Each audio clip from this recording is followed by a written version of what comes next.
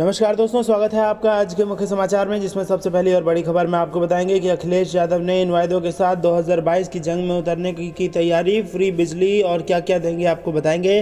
दूसरी बड़ी खबर में जिक्र होगा कि ब्लॉक प्रमुख चुनाव में हिंसा, राबड़ी बोली यूपी में राक्षस राज, मायावती ने बताया जंगल राज। और तीसरी बड़ी खबर में जिक्र बिहार का, उच्च सदन में एक हफ्ते के अंदर भाजपा को होने जा रहा है बड़ा नुकसान, जेडीयू का रहेगा दबदबा। दोस्तों, हर एक खबर की गहराई में आपको ले जाएंगे, लेकिन उससे पहले अगर आपको भी ऐसा लगता है कि यूपी के चुनाव में भाजपा का बड़ा नुकसान होगा तो आप अभी इस वीडियो को लाइक कीजिए और कमेंट में लिखिए जय हिंद। दोस्तों, रुक करते हैं तमाम बड़ी खबरों की तरफ।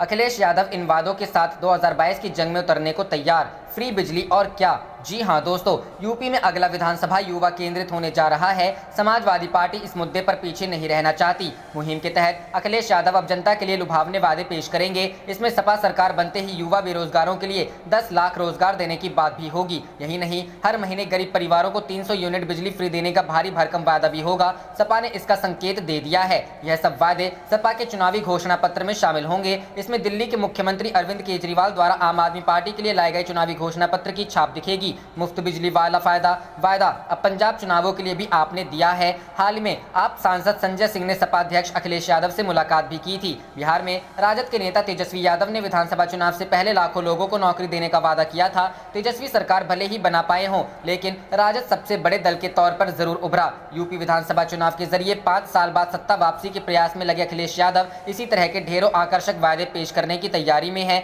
सूत्रों के मुताबिक पार्टी ने अपने चुनावी घोषणा पत्र के लिए मुद्दों व वायदों की पहचान शुरू कर दी है। आम आदमी पार्टी, राष्ट्रीय जनता दल ही नहीं, ममता बनर्जी के उस घोषणा पत्र को भी खंगाला जाएगा, जिसके आधार पर तृणमूल कांग्रेस ने भाजपा की कड़ी चुनौती के बावजूद सत्ता बरकरार रखी। अखिलेश ने पूर्वांचल एक्सप्रेसवे को भी अपनी सरकार की देन बताते हुए संदेश दिया है कि हम ही ने रखी थी बुनियाद, 2022 में करेंगे शुरुआत। उनके एजेंडे में कोविड-19 के बहाने भाजपा सरकार को घेरना और सपा के सेवा कार्यों को प्रचारित करना भी है। अब उनका नया नारा है, नई हवा है, नई सपा है, बड़ों का हाथ, युवा का है साथ, काम भी बोलेगा, 2022 में बीजेपी की पोल खोलेगा। इस नारे के जरिए भी सपा आने वाले दिनों में भाजपा को घेरेगी। सपा मुखिया अखिलेश यादव पूरे प्रदेश में आक्रामक चुनाव अभियान शुरू करेंगे। इसके तहत वह पार्टी कार्यकर्ता जिलों में जाकर कार्यक्रम करेंगे। अभी उनकी यात्रा का स्वरूप तय होना है, चूंकि कोरोना का खतरा कम नहीं हुआ है और तीसरी लहर की आशंका भी व्यक्त की जा रही है। ऐसे में सपा की कोशिश जल्द पूरे प्रदेश में एक अभियान चलाकर सभी जिलों में राष्ट्रीय अध्यक्ष की यात्रा हो जाए। रुख करते हैं अगली खबर की तरफ। ब्लॉक प्रमुख चुनाव में हिंसा,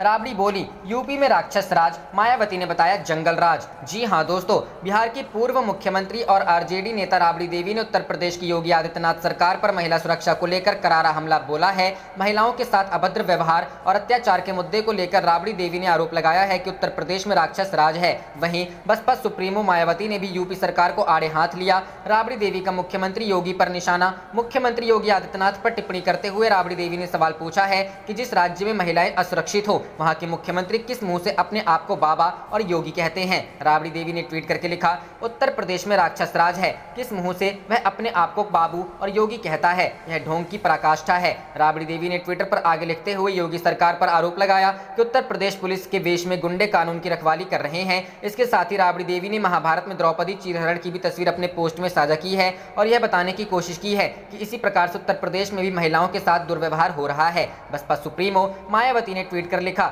यूपी में वर्तमान बीजेपी सरकार में भी कानून का नहीं बल्कि जंगल राज चल रहा है, जिसके तहत यहां पंचायत चुनाव में हुई असंख्य हिंसा और लखीमपुर खीरी की एक महिला के साथ की गई बदसलूकी अति शर्मनाक है।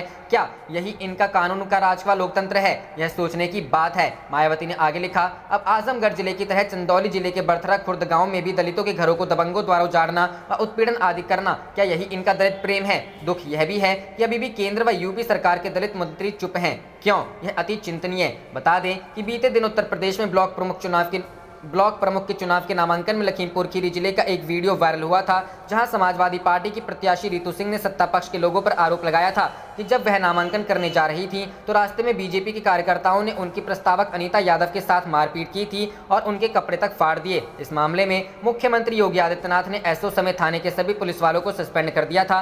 साथ ही मामले में कड़े एक्शन की बात कही थी। फिलहाल 2 आरोपी गिरफ्तार किए जा चुके हैं। इस मसले पर अखिलेश यादव, राहुल गांधी, प्रियंका गांधी समेत तमाम बड़े नेताओं ने योगी सरकार पर निशाना साधा है। रुख करते हैं अगली खबर की तरफ। बिहार उच्च सदन में एक हफ्ते के अंदर भाजपा को होने जा रहा बड़ा नुकसान, जेडीयू का रहेगा दबदबा। दबदबा। जी हां दोस्तों, 75 सदस्यीय बिहार विधान परिषद के में 24 सदस्य स्थानीय निकाय कोटे से हैं, जिनका कार्यकाल 16 जुलाई को खत्म होने जा रहा है। इसमें सबसे ज्यादा नुकसान भाजपा को होने जा रहा है, क्योंकि सर्वाधिक 13 सदस्य उसी के हैं। इस तरह सदस्यों की संख्या के हिसाब से 17 जुलाई से उच्च सदन में भाजपा की शक्ति आधी रह जाएगी। उसके महज 15 सदस्य ही विधान परिषद में रह जाएंगे। वहीं 28 सदस्यों के साथ जेडीयू का दबदबा सर्वाधिक बड़े दल के रूप में कायम रहेगा। जेडीयू से स्थानीय प्राधिकार वाले महज 6 सदस्यों का कार्यकाल पूरा हो रहा है। इसी के साथ इस श्रेणी में राजद और कांग्रेस के एक सदस्य भी सदन में अपना समय पूरा कर चुके होंगे। कोरोना संक्रमण के साथ इलेक्ट्रॉनिक वोटिंग मशीन के पेच के कारण पंचायत चुनाव में विलंब नहीं होता तो अब तक विधान परिषद की उन 24 सीटों पर भी चुनाव हो गया होता। अब चाहे जब कभी चुनाव हो, लेकिन भाजपा के लिए उच्च सदन में पुरानी संख्या प्राप्त करने की चुनौती होगी।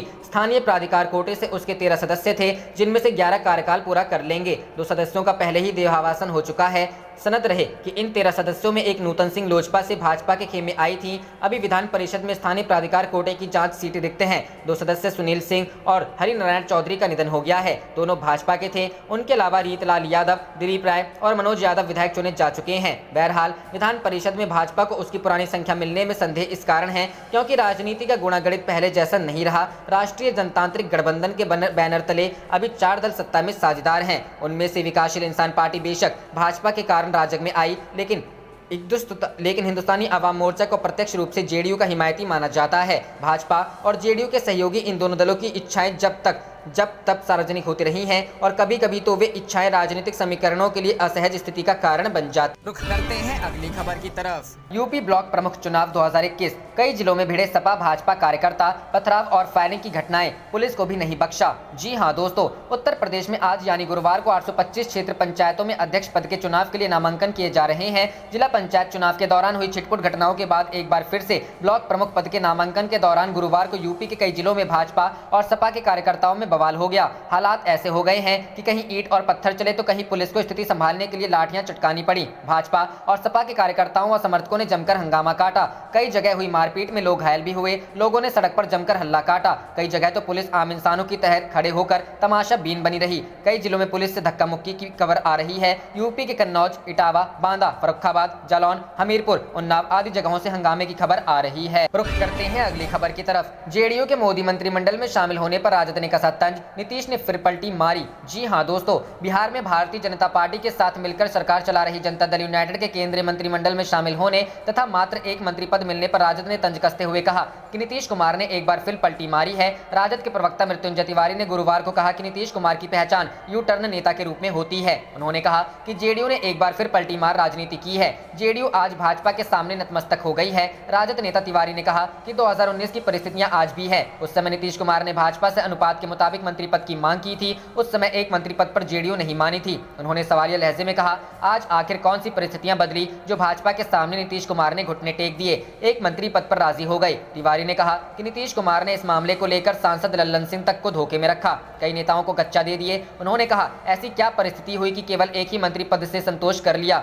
जेडीयू अब पूरी तरह से जातिवाद और भाजपा के सामने नतमस्तक हो चुकी है। उल्लेखनीय है कि जेडीयू कोर्ट से सिर्फ आरसीपी सिंह को मंत्री बनाया गया है। सिंह फिलहाल पार्टी के अध्यक्ष भी हैं। रुख करते हैं अगली खबर की तरफ। रविशंकर प्रसाद ने राहुल गांधी की बताई थी औकात, पुराना बयान शेयर कर बोले कांग्रेसी, मिल गया प्रसाद। जी हां दोस्तों, मोदी सरकार की कैबिनेट में कुछ नए मंत्रियों की एंट्री हुई तो कुछ मंत्रियों की छुट्टी कर दी गई, जिसमें सूचना प्रौद्योगिकी और कानून मंत्री रविशंकर प्रसाद भी शामिल रहे। रविशंकर प्रसाद 2019 में पटना साहिब से चुनाव जीतकर पहली बार लोकसभा पहुंचे थे। वह अटल बिहारी वाजपेयी की सरकार में ही मंत्री थे। रविशंकर प्रसाद के इस्तीफे ने विपक्ष को चुटकी लेने का मौका दे दिया है। ऐसे में रविशंकर प्रसाद का एक पुराना बयान सोशल मीडिया पर वायरल हो रहा है। उनके इस पुराने बयान पर लोगों ने जमकर ट्रोल कर रहे हैं। दरअसल पिछले साल रविशंकर प्रसाद ने राहुल गांधी पर हमला बोलते हुए कहा था कि राहुल गांधी कोई राजनीतिक औकात नहीं बची है। उनके इसी वायरल ट्वीट पर लोगों का मजाक बना रहे हैं। एक ट्विटर यूजर ने उनके इस पुराने बयान को शेयर करते हुए लिखा कि आ गया स्वाद। युवा कांग्रेस संगठन के अध्यक्ष श्रीनिवास ने जयशंकर प्रसाद के बयान पर तंज कसते हुए लिखा कि मिल गया प्रसाद। एक यूजर ने मजा लेते हुए लिखा कि अभी थोड़ा और प्रसाद मिलेगा, मार्गदर्शक मंडल में जाना बाकी है। रुख करते हैं अगली खबर की तरफ। सिर्फ डिब्बे नहीं, जरूरत तो पूरी ट्रेन बदलने की है। मोदी मंत्रिमंडल में फेरबदल पर अखिलेश यादव का तंज। जी हां दोस्तों, प्रधानमंत्री नरेंद्र मोदी ने बुधवार को अपने मंत्रिमंडल का सबसे बड़ा विस्तार किया है। नारायण राणे, सर्बानंद सोनोवाल, ज्योतिरादित्य सिंधिया समेत 43 नए मंत्रियों ने शपथ ली है। अब मोदी सरकार में प्रधानमंत्री समेत मंत्रियों की तादाद 78 हो गई है, जबकि पहले ये तादाद 42 थी। इनमें से 15 कैबिनेट मंत्री हैं, 6 स्वतंत्र प्रभार वाले राज्य मंत्री और बाकी 22 राज्य मंत्री हैं। इस फेरबदल को लेकर सपा के मुखिया अखिलेश यादव ने भी सवाल उठाए हैं। अखिलेश ने ट्वीट किया है कि इतनी बड़ी संख्या में मंत्री या मंत्रालय बदलने से भाजपा सरकार ने खुद स्वीकार कर लिया है कि वो हर क्षेत्र में नाकाम रही है। जरूरत केवल डिब्बे नहीं, पूरी ट्रेन को बदलने की। आप देख रहे थे आपका अपना चैनल जय हिंद जय भारत।